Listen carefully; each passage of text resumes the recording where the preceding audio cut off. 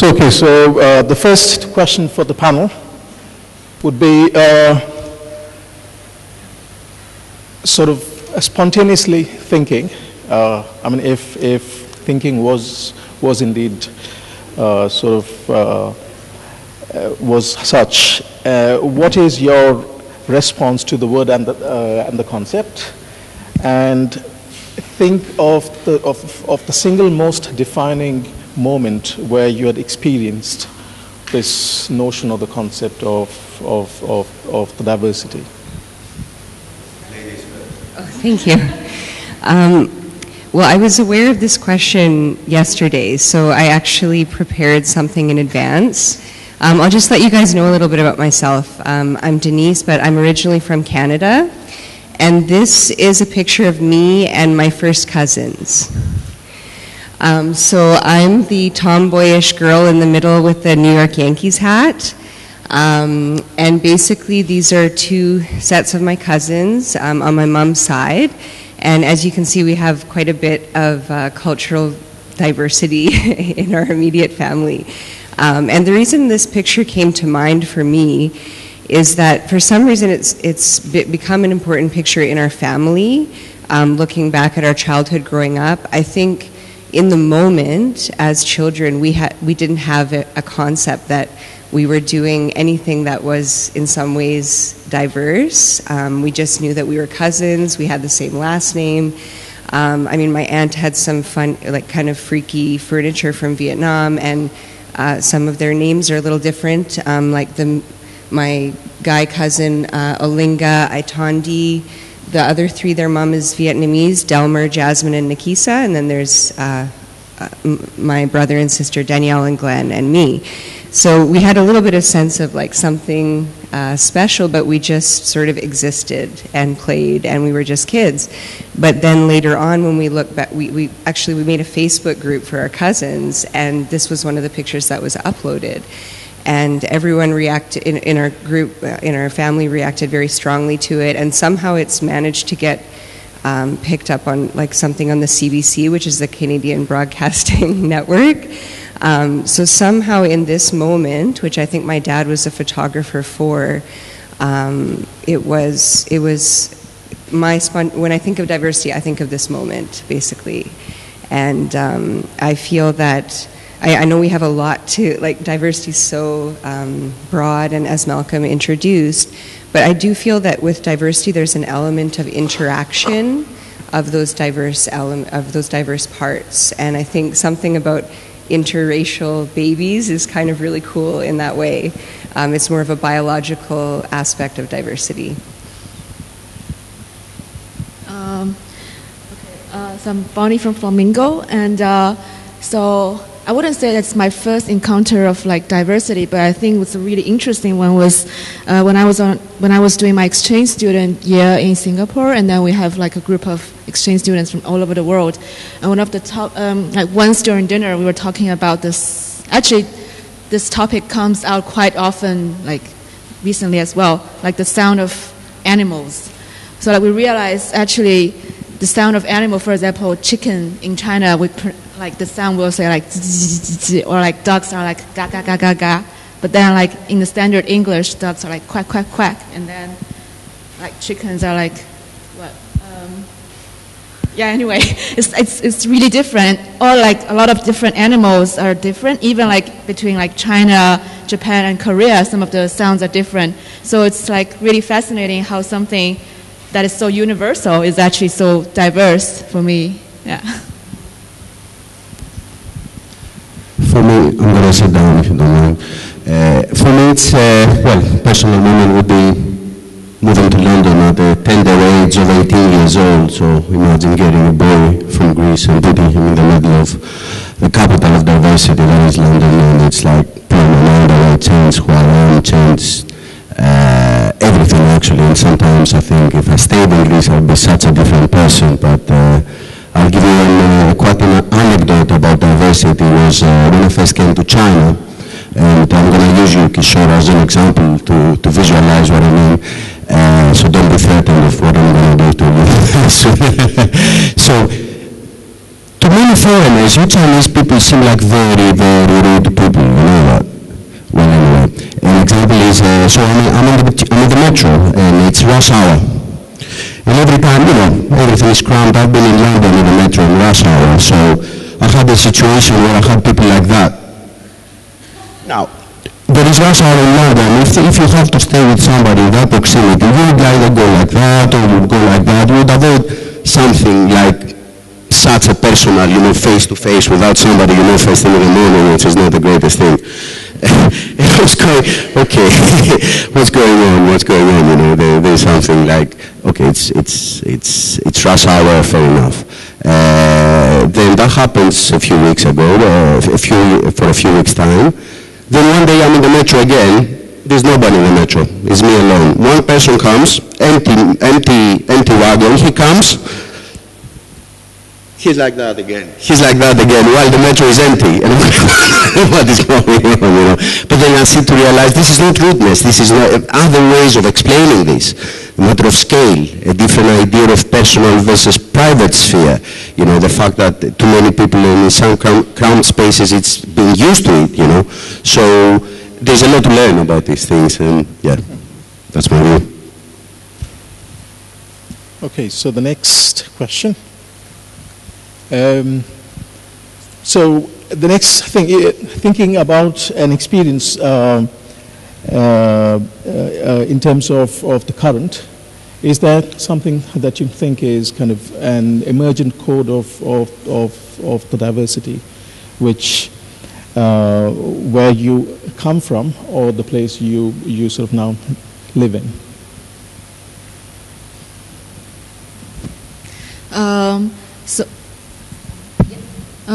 So I think I want to talk about like the youth that I kind of see. So I think like one of the things that's quite interesting is like diversity does not only exist in different cultures, but like within one country, within one city, but also within oneself. So what's really interesting about like the Chinese youth, especially those maybe like around university time, so the personal style changes very often.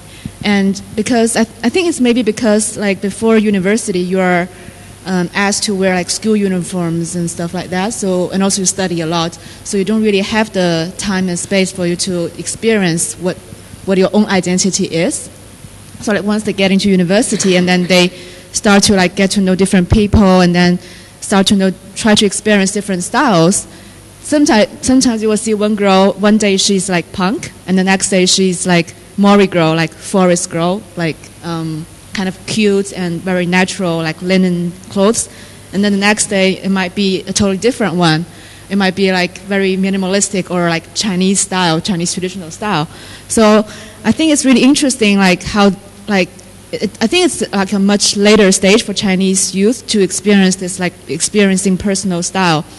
But that may be a little bit extreme that they change daily. But I think the span of like this style for Chinese youth is much shorter than in the West. Or maybe like within like after 1 year they will change, and after another year they will change, also based on what's trendy on the streets and stuff like that. So I think like one thing is maybe like less of commitment to like what you really are.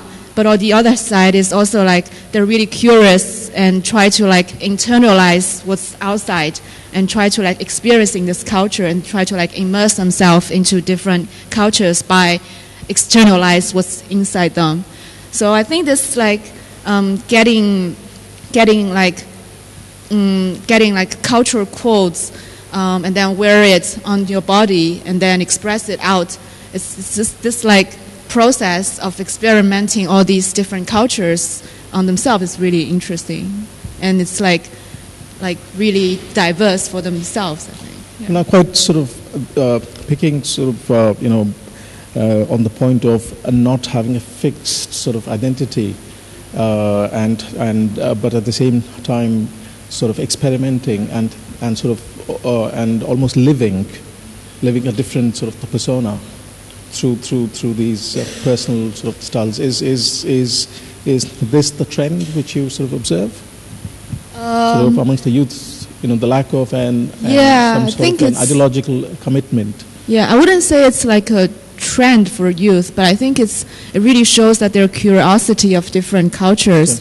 And also, I think it's not only in youth. I see a lot of like my friends and colleagues. Well, we're still youth. Like we travel, and then like when they come back, you will see them wear totally different clothes. Like if they go to Indian, they will wear Indian clothes. If they go to Mexican, they will have a Mexican hat. So it's like really like adaptive to like different cultures. No, but there's a difference between sort of the fetishization versus this sort of experimentation, and I think if you could elaborate on this, because when we sort of go outside, we sort of engage in the kitsch. There's that fetishization of the other versus what you have pointed out is that you sort of change your personal style, and style is one of the ways that we sort of express the self. So if there was something else. So I think like by changing their style, they're also like experiencing like what is their identity, because like punk is definitely different from a Maori girl who is more mild. So yeah, I think they are like experimenting who they really are and how they're comfortable with their own skin. Yeah. Okay, right. Thanks. I just have a lot of thoughts running through my mind from Malcolm's introduction and some of these comments coming through. I think the question is really interesting in terms of looking for those manifestations of diversity.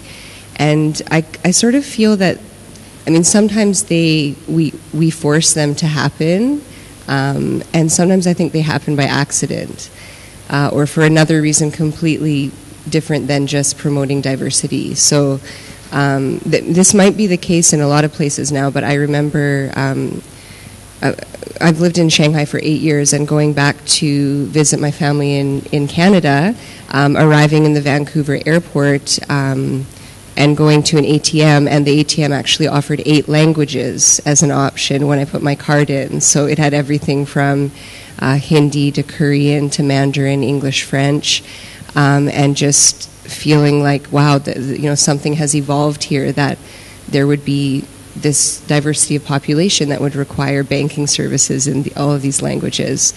And so I think looking for those codes, and sometimes it happens unexpectedly. It could be something like when you go to fill in a form and suddenly you don't fit in one of those boxes.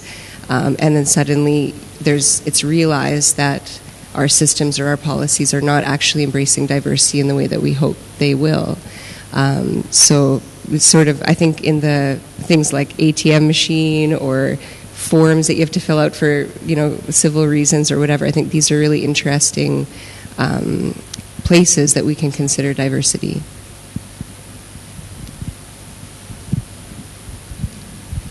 So for me, I guess I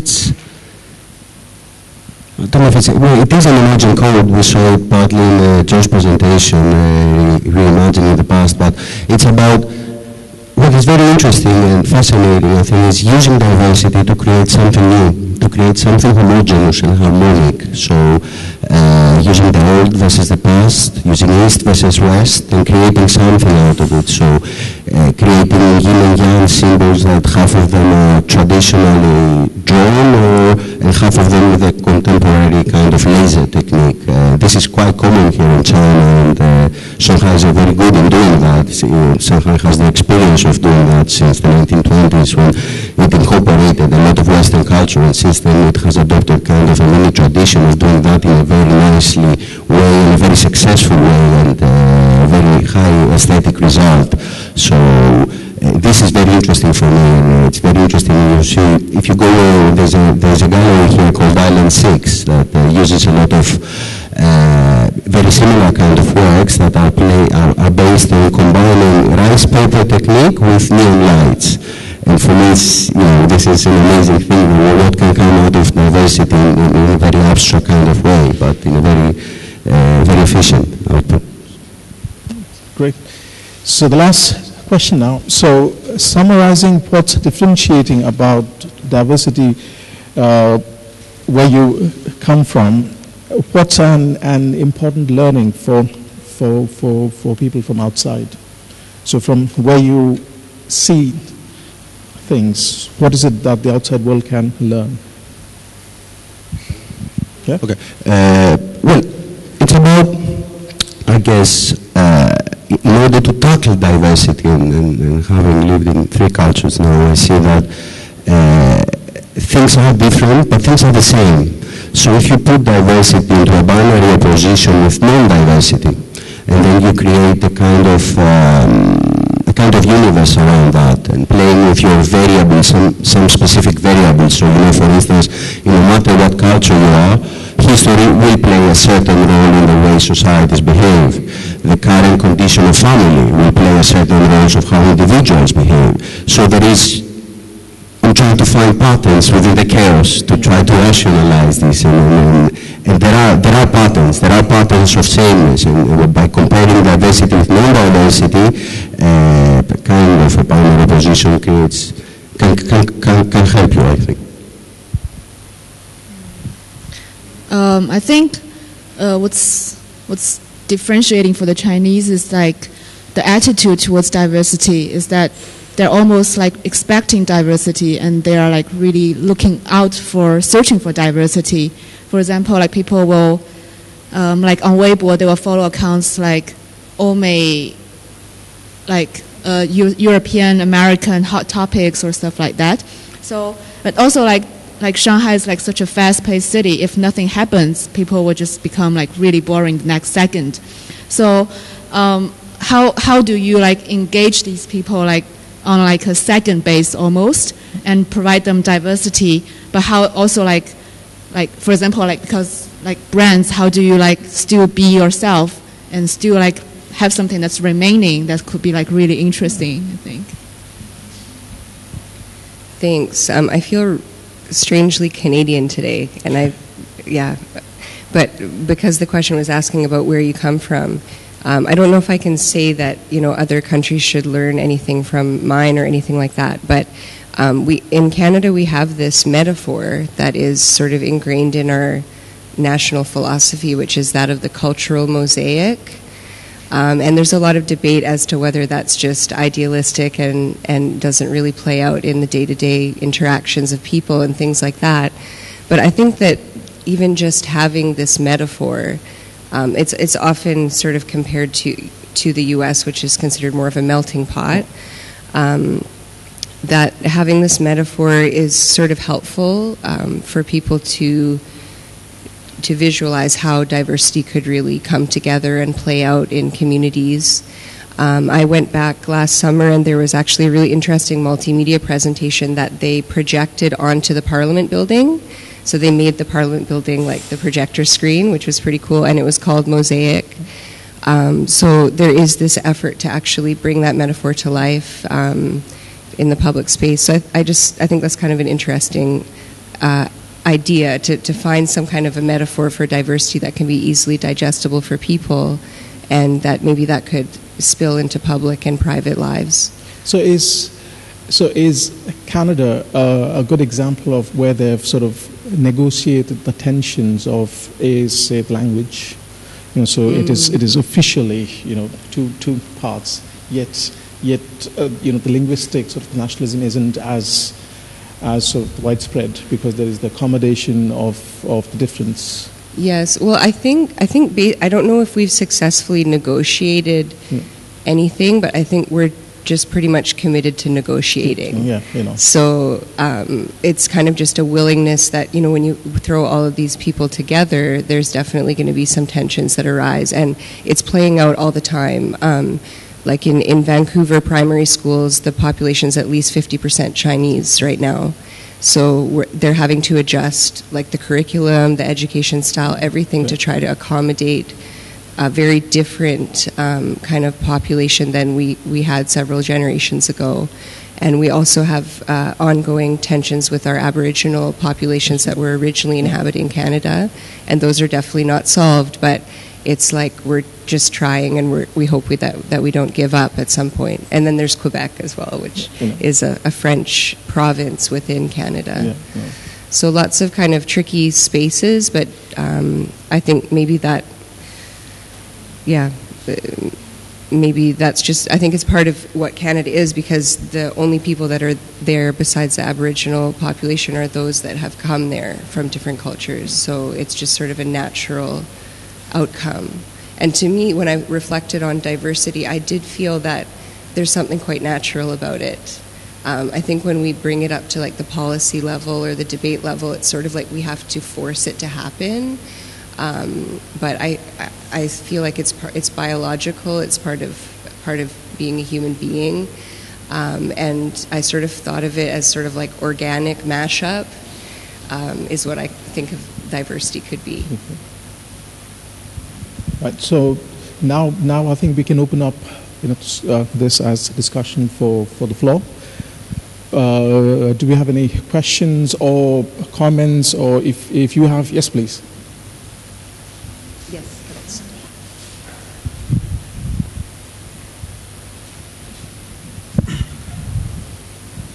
Thank you. Yes, I like a lot how did you say, like it is like an organic matchup, the diversity, and how does the interesting point on diversity is how does diversity interacts among each other. So, for example, like taking an example, the language, how those diverse language interact, and there are some spheres of language, and if you have different spheres and they are like very near each other, then this the diversity of language will start to create a new language, maybe, or to exchange slangs, isn't it? So how does diversity, two different diversities can have a new completely outcome, isn't it? So thinking about language, so then it was this Spain boat going to colonize America. So this boat, which was full of information, isn't it? It has like urban information, language information, genetic information in the people as well as in the animals.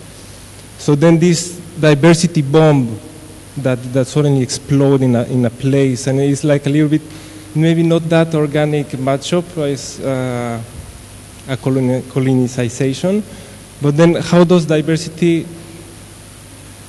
can have different ways, different outputs to interact with the rest, isn't it? So then this bomb of different information gets to what is Mexico, which I'm from, and then it starts to create not only new language, but also new genes, new people, new animals, new kind of vegetables.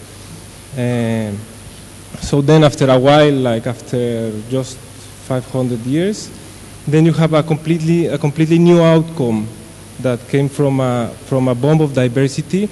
Now you have a commonality.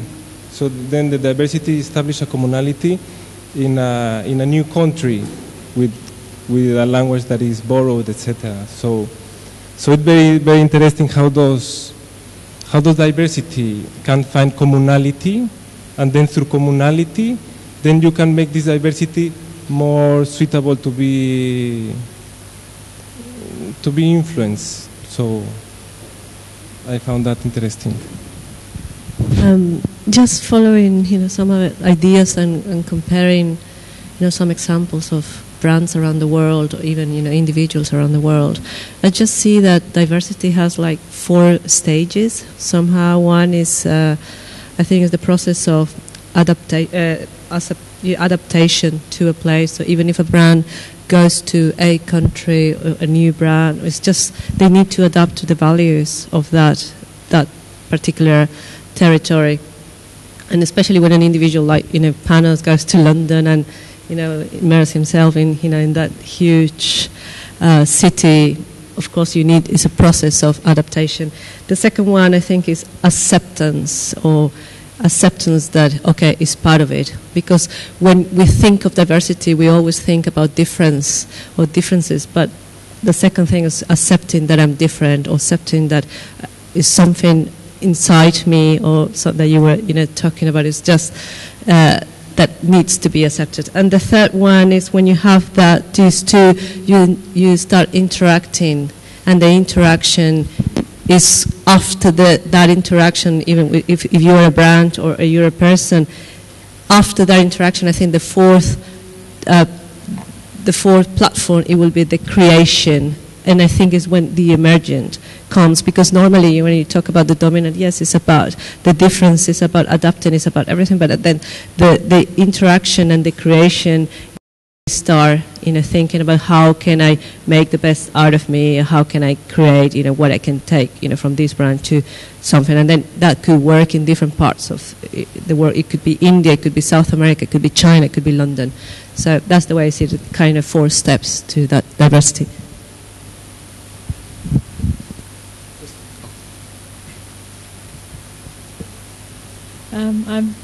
I would just like to sort of share 2 observations based on what's happening in India at the moment. Because we are actually a diverse country, and all the time it's about unity in diversity is a motto that you are sort of taught in school and, put into your head. But what's interesting in India is that, yes, we've had a culture of syncretism and absorbing and, sort of creating these fusions. So as a culture, we are very comfortable with it, and that process continues. But what is different is now what's happening in India is actually in the political sphere, what you were talking about, rights and so on. So we had a kind of a social structure which imposed a certain kind of harmony or order into the diversity, which usually happens in a kind of, in any space, in a very hegemonic way. So there is a pecking order that is established, and people know their place in the pecking order, and that's how in a social sphere the stability is maintained. But what we now have is a situation, because of democracy and because of empowerment, there are lots of groups who were hitherto placed at the lower ends of the pecking order, who have actually now got politically mobilized and have political rights, and therefore are actually jostling and fighting to change the order.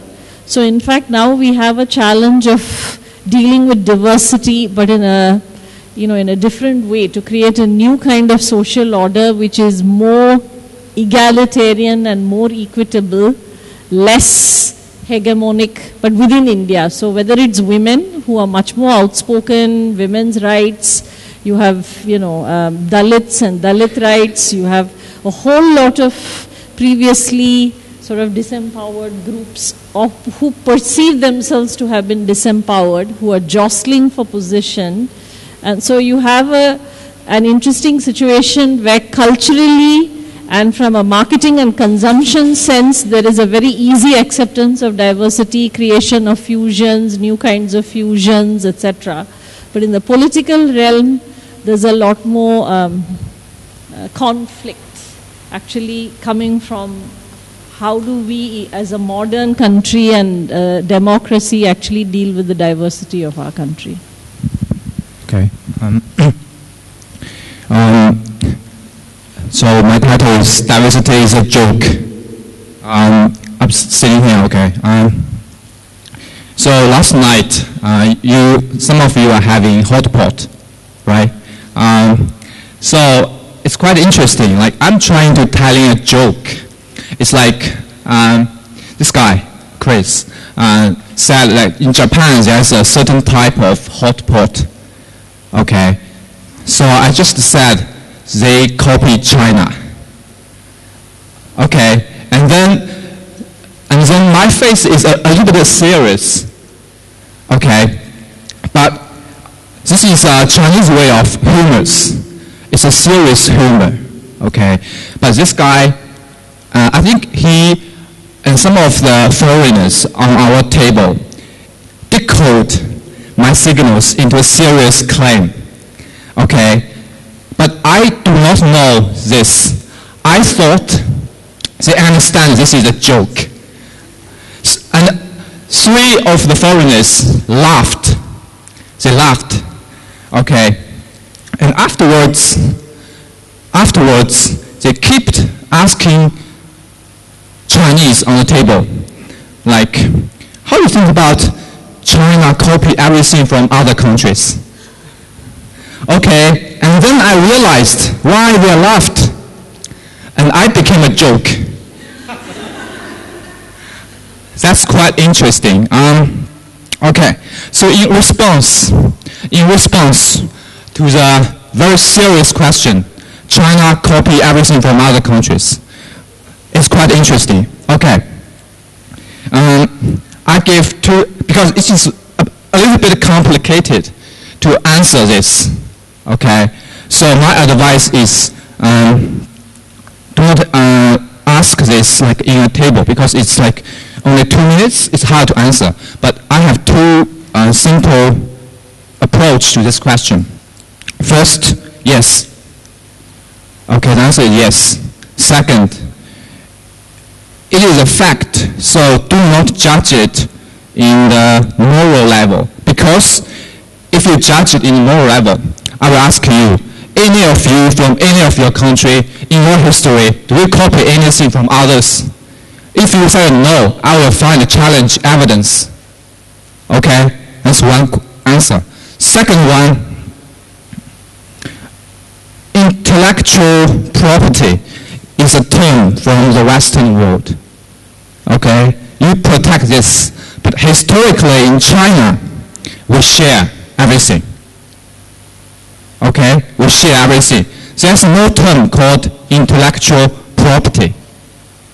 Okay, so that is also another kind of diversity. So I think many of you are from the research backgrounds. So before you make any judgments, do some research. That's one of my advices. Okay, and since some of you are first time to China, one great advice is do not ask Chinese, do you guys eat dog? Okay? Because I assume all of you are adults. Okay? Thank you. Thank you. Just one second. We have a question there and then next. Do you want to answer or keep building on it? Sorry, go ahead. Go. Okay. So just a quick one. We are talking about diversity of basically humans and people around the globe, but there certainly is also another kind of diversity which will be based on fantasies and digital virtual worlds that start coming in. And that's another types of diversity we have to deal with, and the protocols of interactions will be different. So there's plenty of work for us to work on. Robots are part of them, but yeah, many protocols. I'd just like to say, diverse. I had a really good time last night with you guys, by the way. So I really enjoyed it. The hot pot was a little hot for me, but you have to excuse my English, mild, mealy-mouthed English sensibilities. Just on the topic of diversity, thanks very much for the presentations and your personal. I love that photo, Denise. Wonderful. I'd love to be part of that family. And my time in Toronto was, you're right, I think London is the world's capital of diversity, certainly more than New York in terms of not enclaves and ghetto as enclaves, but a much more miscegenated diversity. But I think Canada as a nation, I think, has a lot to teach the world in terms of how to make people feel part. And I think the Canadians I met from Jamaica and China feel more Canadian than even I feel as a Brit. So I think there's a lot of discrimination and racism still in the UK. Just wanted to say this thing about, I think diversity is really important. I think genuine diversity is incredibly rich and inspiring, and hopefully we're learning from each other here today. But I do think there's a danger that diversity can use as ideology. So, if I get another Conservative Party sort of fly through my door with another black candidate, the fact they have a black candidate on their stoop does not change their ideology of not caring about people, not believing in society, lowering taxes. And diversity is being used as a stalking horse for ideology to say we are warm, we understand you, we're inclusive, and all they have to do is trot out the old Benetton kind of trope of a Chinese person and an African person and a sort of Caucasian person, mixed race even. The mixed race is the big thing now.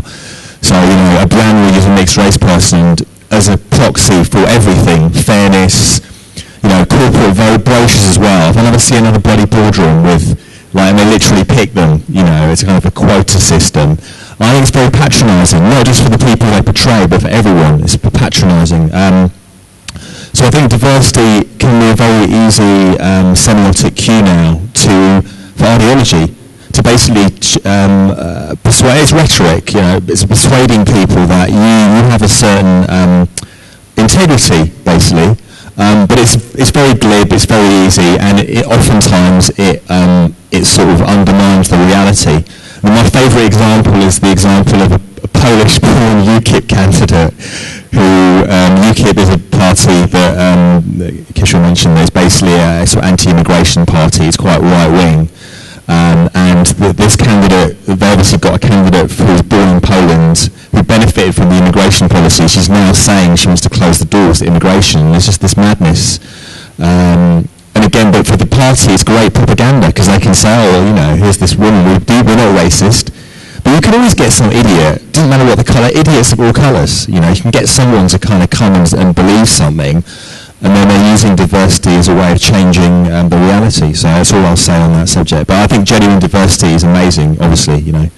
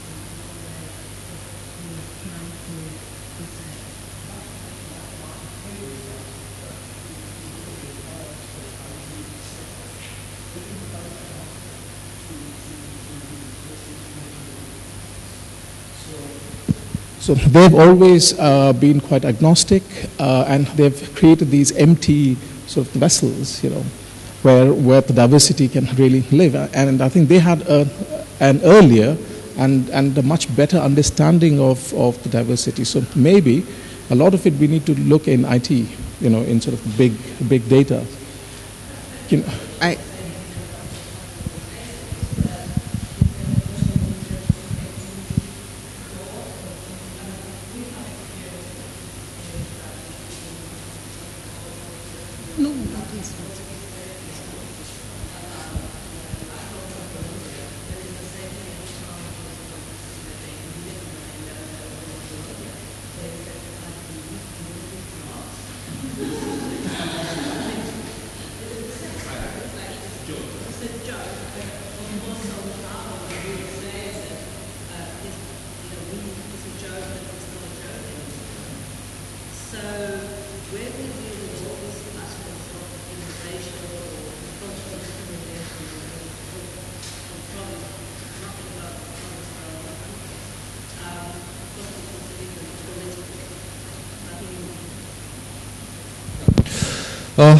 Concerning this question of copying, if you are looking from the point of view of semiotics, copying is nothing wrong.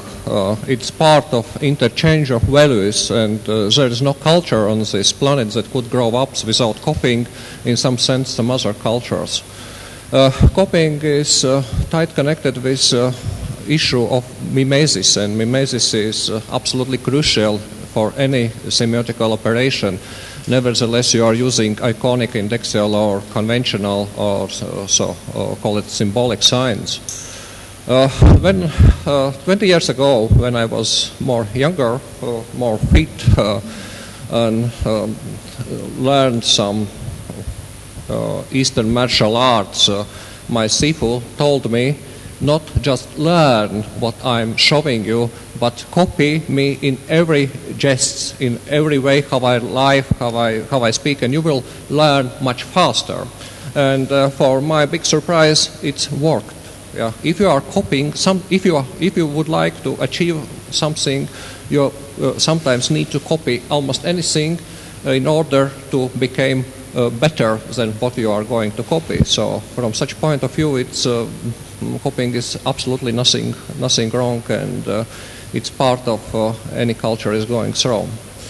Concerning this issue mentioned at the beginning about diversity and icons of diversity and anti-icons of diversity, I would like to stress on that semiotics is a very powerful tool, and it could be used to strengthen diversity, but also in the same time it also could be used to impose unification of some things. And if we just name Vladimir Putin like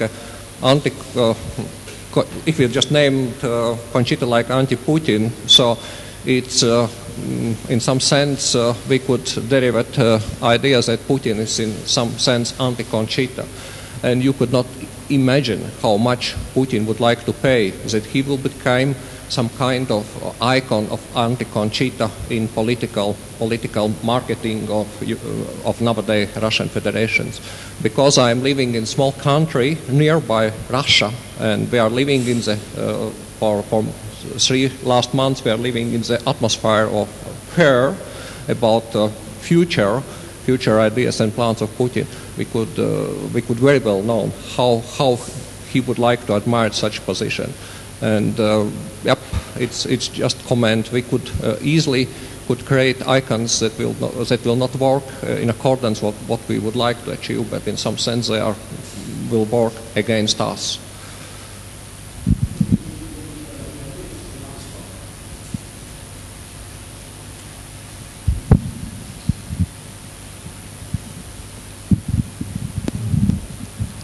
Mine is it's just a sort of comment or a suggestion. You see, I feel that for marketing, diversity is something quite easy to deal with, because the marketer's solution is to say that, okay, there are different segments in the market.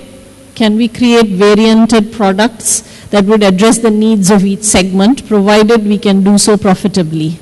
Yeah, so that is absolutely the pragmatic businessman and marketer's response to diversity. Is there a market in each segment? and can I create that market? So it's very simple. Whereas actually when you're trying to create a brand, which is a unified symbolic entity in shared perception, that is really where this challenge of dealing with diversity comes in. And often the biggest problem that marketing people grapple with, or brand managers or brand strategists grapple with, is this issue called brand architecture, which is how should my different variants be named, how should they be classified, how should they be grouped, etc. And here I'm speaking as a strategist, and I believe that there's a big opportunity for semioticians to actually develop a toolkit to deal with this the right way. The only people who have written books or written about how to do brand architecture are Acker, who's a marketing professor from America, or you have a French professor who's written the next book, right?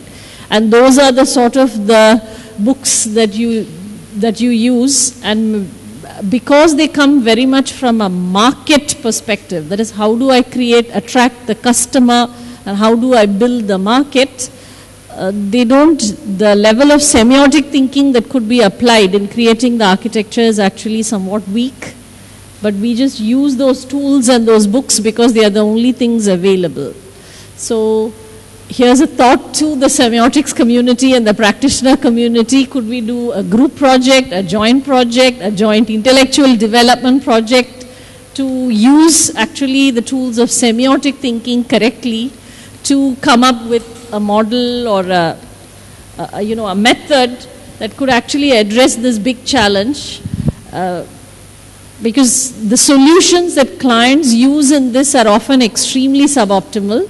It either finally boils down to territorial division within the company, and therefore here is brand A, B, C, D, which is created because of those reasons, or it's just common sense, they just put it together. Or some packaging designer decides that you shall be color-coded blue, green, yellow, red. That's it. That becomes the brand architecture, which is a bit sad. Following up on that, and to follow up on your comment as well, I think IT is a very good example. The Apple brand is a brand that does not diversify its marketing strategy. It's the same across the world. It sells equally across the world. Maybe because it has encapsulated diversity within its content, as you rightly say, so it doesn't need to do marketing. So it's going back to the product and see how the product can help marketing instead of the other way around. Yes, I think so. On that sort of last sort of the note, I think it's something that we can all discuss sort of over the lunch, and we can. Oh, I'm sorry.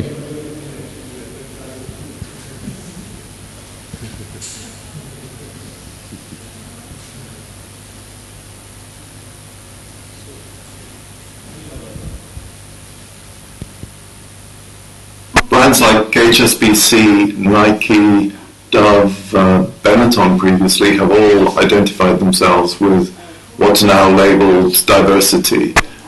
This is something, though, that all brands now really need to be aware of and sensitive to in the global marketplace. And semiotics as a consumer insight methodology is uniquely well placed to engage with issues that come up around diversity. First of all, because it's so polyvalent that you really need a communications expert to engage with the meanings of diversity in a specific marketplace. Secondly, I would say in relation to that to expect to gain that kind of insight through talking to consumers is going to be like trying to do embroidery or find needlepoint with boxing gloves on. Communication expertise is essential there. The second is because of the second point is really about the direction, the pace of change in terms of how diversity discourses evolve. Consumers tend to play back what the norms are today in any culture, in any marketplace. Brands, in contrast, need to work with more emergent thinking to plan communications ahead of the curve, and in that respect, diversity is a real moving target, and here semioticians can be, again, enormously helpful in terms of brand positioning and brand communication work.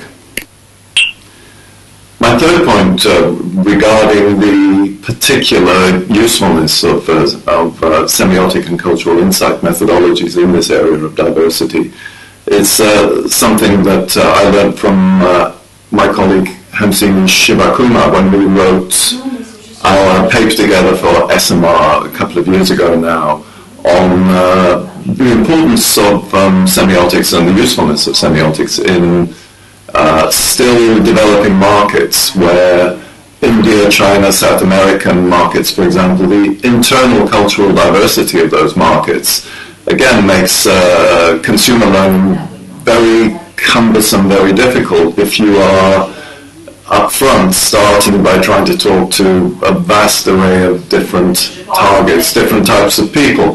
However, here, if the cultural expert or the semiotician comes in and uses cultural expertise to do some pathfinding, to give an initial point of view that the market research can then, the market research direct with consumers can then evolve within, this can be enormously helpful. So internal diversity is one aspect, but also in these still developing markets, the pace of change is obviously much more rapid than it is now in the slowing down markets, the more static developed markets. So here again, that semiotic point of view on the future, on the direction and pace of change via the emergent codes, can be enormously helpful in terms of developing hypotheses that can help a brand lead rather than just follow consumer taste and opinion. Semiotics then is uniquely well placed to engage with diversity, and indeed more than 50 years ago, way back in the 1950s, Roland Barthes in his Mythologies essay on the great family of man uses the word diversity several times in the modern sense, in a very contemporary sense, to talk about an exhibition which kind of universalizes certain constructions of what human nature is like, and in the case of doing so, loses local differences altogether, particularly differences globally based on inequalities of wealth and access to resources. So semiotics has, for a very long time had a unique purchase on this theme, and in the paper that I wrote for the SMR Online Research magazine, which I mentioned back at the beginning in March 2014, I gave a number of case studies of projects that I've been involved with since the mid-late 1990s, where engaging with diversity has been the main strength of the kind of cultural and semiotic work that I've been associated with. Well, that's a number of projects for SAB, later SAB Miller, rolling out their offer in different markets, gaining market intelligence in countries like Russia, China, India, etc., by going in and using semioticians initially to outline, what the world of beer in relation to other drinks is in those places. Whether it's that, or whether it's somebody like Guinness developing the decoding kits to understand competitor brands worldwide by addressing the diversity of beer communications across 5 continents we looked at there, and deriving from that work a kind of unifying core of codes for beer, and then subsequently, owing to the success of the beer kit, for all other drinks. Whether it's later on projects for example, for Procter & Gamble, and there's a paper here that I wrote with a then Procter client, Marina Anderson, looking at different patterns of acculturation across US Hispanic culture, and how an old pattern of moving from a kind of indigenous local Latino identity to a US mainstream identity via the process of assimilation, changed in recent years to different patterns of mixing cultural influences, different forms of hybrid identity. So yes, a vast range of projects about diversity, different approaches to diversity, and to forms of identity of target groups, their perceptions of identity that emerge within the area of more diverse cultural and cross-cultural formations. The last point I'd like to make, and here at Semiofest is exactly the right place to make it, is regarding the welcome diversity that's beginning to come into the semiotics offer. We're moving from a relatively limited repertoire of commercially successful cultural insight and semiotic techniques into embracing much more of the full range of the repertoire of academic semiotics into what's being offered to clients. I say the incoming here, particularly of the Persian and biosemiotic perspective versus a sort of European semiology-based approach, which has predominated so far. So we see innovation coming within the methodology now, and also a greater variety of suppliers of commercial semiotic insight, which is hugely welcome. Coincident with this Semiofest is Martina Albertova's wonderful initiative to pull together under the aegis of the SMR Online research magazine a data bank of a variety of semiotic case studies done by different people from around the world. I've personally been involved in training for SMR and for the UK Market Research Society for 8 years now, in trying to spread the word, get more and more people involved in the supply and development of commercial semiotics. Sometimes I have to say, against opposition of colleagues who would like to hang on to the semiotic methodology, there have been, as you will well know, desires in certain quarters to kind of silo and own, the commercial application of semiotics. But things are on the move now. Fantastic developments happening, and a greater diversity of offers to come, and a greater diversity of people doing semiotics, and networking more directly, hopefully, with each other, but also with consumers and also with clients in terms of developing new, timely offers to do semiotics more interactively, more effectively, perhaps more quickly, and move on from what is now residual, the guru phase of semiotics, the now dominant, but under challenge, which is, I would call it the bureaucratic version of semiotics, the kind of centralized, owned semiotic process, to a much more networky, interactive, vital version of semiotics, which I see very much the emergent version, the future version, and this being a trend with which Semiofest, in my mind, is very much identified, and will become more so in future. So thanks for the opportunity to be here, and very sorry I can't be here in person this time.